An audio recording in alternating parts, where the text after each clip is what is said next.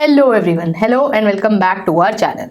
आज की वीडियो में हम लोग अपने dual nature of radiation, dual nature of matter वाले चैप्टर की एक्सरसाइजेस कंटिन्यू करने वाले हैं। लास्ट टू वीडियोस में आपने देखा हमने अपना ड्यूअल नेचर वाला चैप्टर स्टार्ट करा था एनसीईआरटी से सॉल्व करना एग्जाम्पलर से, एंड एग्जाम्पलर के MCQ 1 and MCQ 2 type of questions हमने लास्ट टू वीडियोस में करे थे।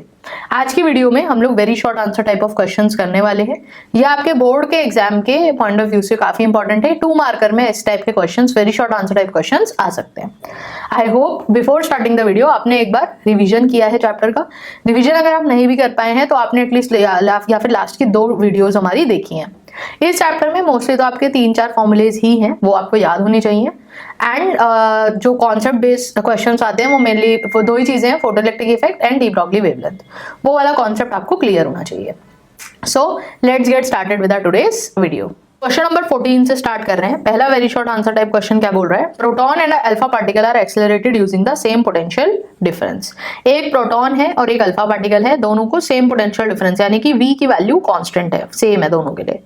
अब हमें पता है पोटेंशियल डिफरेंस और एनर्जी को हम कैसे रिलेट कर सकते हैं। Potential difference was equal to work done per unit charge. Work done is energy, energy क्या हो जाएगी? Q into we.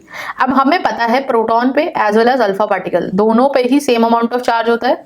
अगर सेम चार्ज है, V कांस्टेंट है, Q सेम है, तो हम क्या ये कह सकते हैं कि E भी सेम होगा दोनों के दोनों पार्टिकल्स के लिए? बिल्कुल होगा। हमें क्या पूछा है? How are the de Broglie wavelengths related to each other. यानी कि अगर मैं रेशो निकाल लूं तो मेरा काम आसानी से बन जाएगा। ठीक है, तो डी ब्रॉगली वेवलेंथ का फॉर्मूला मुझे पता है। डी ब्रॉगली वेवलेंथ का फॉर्मूला क्या हो जाएगा? Lambda is equal to h by mv होता है। mv की जगह आप काइनेटिक एनर्जी को इक्वेट करते थे। Kinetic energy was equal to p square by 2m। तो आपका मोमेंटम क्या आ जाता था? √2me। और E की जगह क्या रख सकते थे? Q into V. तो यहां से फॉर्मूला क्या जाएगा? √2me की जगह Q into we.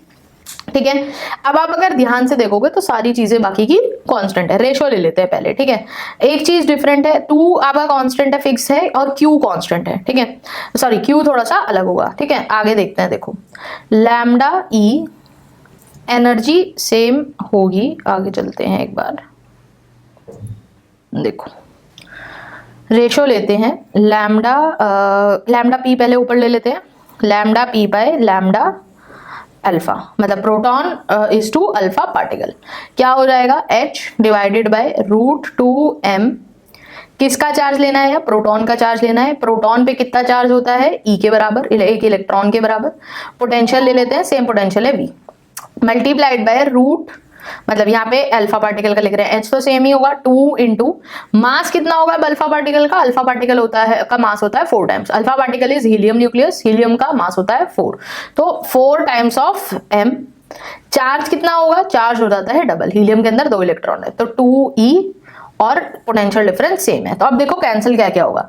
2mev, 2mev, और H से H कैंसिल हो गया। क्या बचा ऊपर? √8। तो किस हिसाब से रिलेटेड है आपके de Broglie wavelengths? Lambda P by lambda alpha is equal to √8। मतलब प्रोटॉन की वेवलेंथ √8 टाइम्स होगी अल्फा पार्टिकल की डी ब्रॉगली वेवलेंथ की। आई होप क्लियर हो गया होगा। क्वेश्चन नंबर 15 क्या बोल रहा है? In the explanation of the photoelectric effect we assume one photon of frequency nu collides with an electron and transfers its energy. This leads to the equation for the maximum energy E max। ये photoelectric equation थी। यहाँ पे बोला है कि अगर एक electron, if an electron absorbs 2 photons each of frequency nu, maximum energy कितनी हो सकती है एमिटेड इलेक्ट्रॉन की, ये मुझे बताना है। ठीक है, तो आप ये देखो 2 फोटॉन्स है, 2 फोटॉन्स मतलब एक फोटोन की एनर्जी कितनी होती थी? h न्यू, तो 2 फोटोन की एनर्जी कितनी हो जाएगी? 2h new. ये टोटल एनर्जी कहाँ जाएगी? इस इलेक्ट्रॉन को, इलेक्ट्रॉन की एनर्जी लिख देते हैं h न्यू e। कितनी फ्रीक्वेंसी का इलेक्ट्रॉन एमिट होगा? वो ये इलेक्ट्रॉन की फ्रीक्वेंसी हो गई न्यू ई। तो यहाँ से h से h कैंसिल हो जाएगा। मेरे पास न्यू ई किसके इक्वल आया? 2 टाइम्स ऑफ न्यू के, यानी कि एमिटेड इलेक्ट्रॉन की फ्रीक्वेंसी कितनी होगी? 2 times of the frequency of this photon. Correct, क्योंकि एक इलेक्ट्रॉन ने 2 फोटॉन्स एब्सॉर्ब किए थे। मैक्सिमम एनर्जी कितनी हो सकती है? यहां पर डालते हैं h nu e minus phi naught. Nu e की जगह क्या रख सकते हो? 2 न्यू, तो 2h new minus phi not, ये हो जाएगी आपकी maximum energy for the emitted electron. ठीक है, हमारे पास क्योंकि न्यू था इसलिए हमें न्यू के टर्म्स में ही सारे आंसर देने हैं, इसीलिए हमने ये वाला रिलेशन एस्टैब्लिश किया। सेकंड पार्ट में क्या बोल रहे हैं, why is this fact to photon absorption not taken into consideration in a discussion of the stopping potential. अब बोल रहे हैं कि हमने कभी ये वाली चीज क्यों नहीं इंक्लूड करी कि अगर 2 फोटोन एब्जॉर्ब कर ले एक इलेक्ट्रॉन तो वो एमिट हो जाएगा। ये चीज क्यों नहीं ली गई है, क्योंकि अगर आप देखोगे फोटोन अप्रोक्सीमेटली, फोटोन का कितना मास होता है अप्रोक्सीमेटली, हम बोलते हैं कि फोटोन मासलेस होते हैं। मासलेस क्यों होते हैं, अब रेस्ट मास और मास की बात की गई थी, मास कैसे निकालते हैं, rest mass multiplied by √1 - v²/c²। हम बोलते हैं फोटोन स्पीड ऑफ लाइट से ट्रैवल करता है, तो while in motion photons are considered to be massless. 2 photon भी अगर किसी इलेक्ट्रॉन ने एब्जॉर्ब करे, और इलेक्ट्रॉन के पास थोड़ा एक अप्रिशिएबल अमाउंट ऑफ मास होता है, 2 फोटोन और इलेक्ट्रॉन के बीच का जो मास डिफरेंस है क्योंकि वो बहुत ज्यादा बड़ा है, तो इसीलिए 2 फोटोन एब्जॉर्ब करने के बावजूद ये इलेक्ट्रॉन एमिट हो जाए ऐसा जरूरी नहीं होगा। इसीलिए हम ये वाली पॉसिबिलिटी अपने डिस्कशन में नहीं इंक्लूड करते जब हम स्टॉपिंग पोटेंशियल डिस्कस करते हैं। ठीक है, क्वेश्चन 16 क्या बोल रहा है, there are materials which absorb photons of shorter wavelength and emit photons of longer wavelength.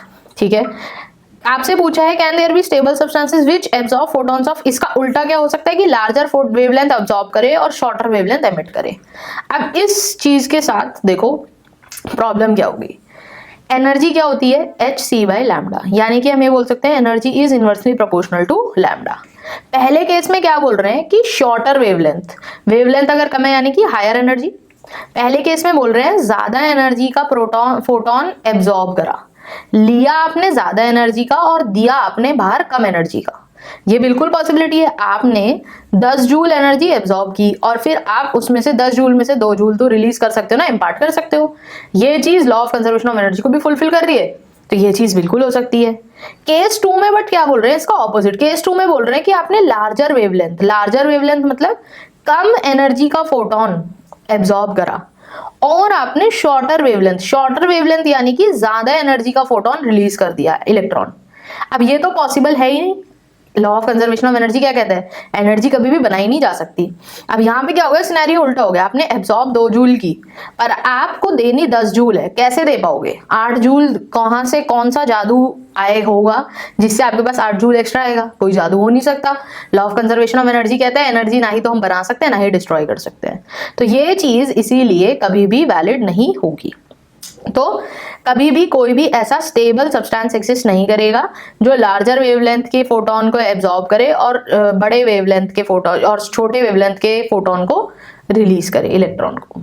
ठीक है, 17th क्वेश्चन क्या बोल रहा है, do all electrons that absorb a photon come out as photo electrons. अब ये तो देखो फोटो इलेक्ट्रिक इफेक्ट से आ रहा है, जो फोटो इलेक्ट्रिक इफेक्ट के 4 लॉज होते हैं वहीं से आ रहा है, क्या कि सारे के सारे इलेक्ट्रॉन कभी भी एमिट नहीं होंगे। क्यों सारे इलेक्ट्रॉन एमिट नहीं होंगे, जो भी टोटल एनर्जी आप एब्जॉर्ब कर रहे हो, हमने बोला था इंसिडेंट एनर्जी h न्यू है, इंसिडेंट लाइट की एनर्जी, वो h न्यू एनर्जी दो चीजों में स्पेंड हो रही है। पहला तो थ्रेशोल्ड को ओवरकम करने में यूज हो रही है, जिसको हम वर्क फंक्शन से निकालते थे। पहली चीज वो उस थ्रेशोल्ड को ओवरकम करने के लिए यूज हो रही है। जैसे इसको ऐसे समझो, आपके पास आपने 12 जूल की लाइट इंसिडेंट कराई, 12 जूल एनर्जी लेकर आ रही है, यहां पर थ्रेशोल्ड है 2 जूल का, तो 2 जूल एनर्जी तो आपकी इसमें वेस्ट हो गई। थ्रेशोल्ड का मतलब क्या होता है, आपको मेटल के जो पार्टिकल्स हैं उनका बॉन्ड तोड़ने में कितनी एनर्जी लगानी पड़ेगी। इसको ऐसे समझना है कि आपको 2 फ्रेंड्स के बीच में लड़ाई करानी है, तो लड़ाई कभी भी आपने कुछ जाके पहली बार उन दोनों के खिलाफ कुछ बोला तो पहली बार में तो नहीं लड़ेंगे, आपको थोड़े से एफर्ट्स डालने पड़ेंगे, कंटिन्यूअस एफर्ट से लड़ाई होगी ना, पहले दिन थोड़ी लड़ जाएंगे दोनों फ्रेंड्स। अगर अच्छी फ्रेंडशिप है मेहनत करनी पड़ेगी। सेम चीज लाइट के साथ हो रही है, पार्टिकल्स यहाँ पे बॉन्डेड है, ठीक है, पार्टिकल्स यहाँ पे बॉन्डेड हैं, तो उनके अंदर उन पार्टिकल्स के अंदर लड़ाई करवाने के लिए आपको कुछ मेहनत करनी पड़ेगी। वो ही मेहनत आपकी क्या है, वर्क फंक्शन या थ्रेशोल्ड एनर्जी। ठीक है, जब 2 जूल दे दिया आपने, जब आपने इनफ अमाउंट ऑफ चुगली लगा दी दोनों की एक दूसरे के साथ, तब वो एक दूसरे से अब नाराज हो गए, लड़ाई हो गई। अब इसके बाद होगा कि इलेक्ट्रॉन एमिट होगा और बाकी की एनर्जी कहां चली जाएगी, काइनेटिक एनर्जी की फॉर्म में रेडिएट हो जाएगी बाकी की एनर्जी। ठीक है, तो टोटल एनर्जी कहां यूज होती है, एक पार्ट वर्क फंक्शन को ओवरकम करने में, थ्रेशोल्ड को ओवरकम करने में यूज होता है, दूसरा काइनेटिक एनर्जी इंपार्ट करने के लिए यूज होता है। तो क्योंकि कुछ पार्ट इस थ्रेशोल्ड को ओवरकम करने के लिए जा रहा है, इसीलिए कभी भी सारे इलेक्ट्रॉन्स एमिट नहीं होंगे, सारे इलेक्ट्रॉन्स में से सिर्फ कुछ ही इलेक्ट्रॉन्स एमिट होंगे। तो इसको कैसे लिख सकते हो? Only some of all the electrons, only some of all the electrons will be emitted. कभी भी सारे के सारे इलेक्ट्रॉन्स एमिट नहीं होंगे। ठीक है। क्वेश्चन 18 क्या बोल रहा है? There are two sources of light each emitting with a power of 100 watt. दोनों सोर्सेज ऑफ लाइट की आपको पावर गिवन है। पावर कितनी है? 100 वॉट। एक एक्सरेज एमिट कर रहा है 1 नैनोमीटर वेवलेंथ की, दूसरा विजिबल लाइट एमिट कर रहा है 500 नैनोमीटर वेवलेंथ की। आपसे पूछा है ratio of number of photons, number का रेशो निकालना है। देखो इसको कैसे करोगे? एनर्जी पता है, एनर्जी क्या होती है? एक फोटोन की एनर्जी लिखते हैं हम एच न्यू। मान लो हम ऐसा बोल देते हैं कि जहां पे एक्सरेज निकल रही हैं, एक्सरेज में से n1 number of photons release हुए और जो दूसरा विजिबल लाइट है, विजिबल लाइट में n2। ठीक है। पावर सेम है, पावर सेम है, इसका मतलब हम क्या कहना चाह रहे हैं? पावर का मतलब दोनों 100 वॉट क्योंकि मैंने पावर सेम है, मतलब एनर्जी भी दोनों की सेम है, सेम अमाउंट ऑफ एनर्जी से एमिशन हो रहा है।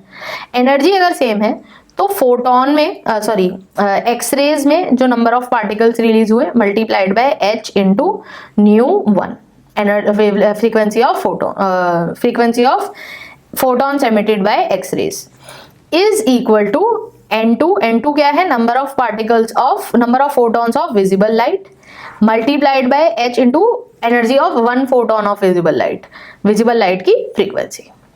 ठीक है। इसको और सिंप्लीफाई कैसे कर सकते हो? फ्रीक्वेंसी को कैसे लिख सकते हो? c by lambda 1 is equal to n2h c by lambda 2। अब आप इसको सिंप्लीफाई कर सकते हो। h से h कैंसिल हो गया, c से c कैंसिल हो गया। n1 बाय n2 की रेशो क्या आएगी? Lambda 1 bye lambda 2। ठीक है। n1 बाय n2 की रेशो कितनी आई? Lambda 1 bye lambda 2। कुछ गड़बड़ तो नहीं हुई? नहीं, लैम्डा 1 बाय लैम्डा 2। ठीक है। अब रेशो किसकी पूछी है? रेशो पूछी थी number of photons of x-rays. X-rays हमने किसको लिया है? अगर मैं एक्सरेज n1 को मान लूं तो मुझे पहले ऊपर एक्सरे की फ्रीक्वेंसी, एक्सरे की वेवलेंथ रखनी है। वेवलेंथ कितनी है? 1 नैनोमीटर। तो 1 नैनोमीटर डिवाइडेड बाय n2 मैंने अगर ले लिया ये number of photons of visible light, तो नीचे किसकी वेवलेंथ लेनी है? विजिबल लाइट की, जो कि है 500 नैनोमीटर। दोनों नैनोमीटर में है तो यूनिट तो आपकी कैंसिल हो गई, कन्वर्जन करने की जरूरत नहीं है। रेशो कितनी आई? 1:500।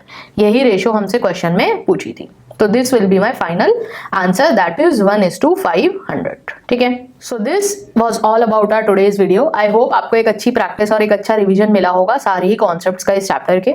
नेक्स्ट वीडियो में हम अपना एटम्स वाला चैप्टर स्टार्ट करेंगे, जिसमें हम एनसीईआरटी एग्जाम्पलर के MCQ 1, MCQ 2 and very short answer type of questions करेंगे of chapter atoms. So if you are liking the video, liking the content, then do like, share and subscribe to our channel.